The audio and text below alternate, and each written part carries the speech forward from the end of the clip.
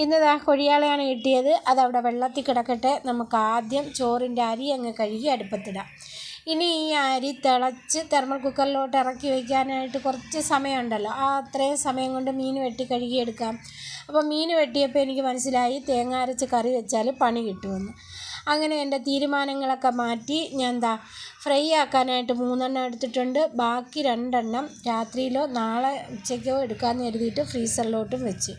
ഇനി നമുക്ക് ഉച്ചയ്ക്ക് ഫ്രൈ ആക്കാനുള്ളത് വരഞ്ഞ് മസാലയും തേച്ച് മാറ്റി വെച്ചതിന് ശേഷം ബാക്കിയുള്ള പണികളൊക്കെ ചെയ്യാം. അപ്പോൾ അവിയലിന് വേണ്ടിയിട്ട് മുരിങ്ങക്കാണുള്ളത്. അതങ്ങ് ആദ്യം അടുപ്പിലാക്കാം. അതിൻ്റെ കൂടെ തന്നെ മോരും കൂടി കാച്ചിയെടുക്കുക. അപ്പോൾ ആദ്യം തൈരിൽ ഉപ്പും മഞ്ഞൾപ്പൊടിയൊക്കെ ഇട്ട് അടിച്ച് മാറ്റി വെച്ചതിന് ശേഷം ഞാൻ എണ്ണ ഒന്ന് ചൂടായപ്പോൾ കടുകും കാന്താരിമുളക് ചതച്ചതും കറിവേപ്പിലയും ഉലുവാപ്പൊടിയൊക്കെ ചേർത്ത് മൂത്ത് വന്നപ്പോഴത്തേക്ക് അടിച്ച് വെച്ചിരുന്ന തൈരും ഒഴിച്ച് ചൂടാക്കി ഇറക്കിയിട്ടുണ്ട്.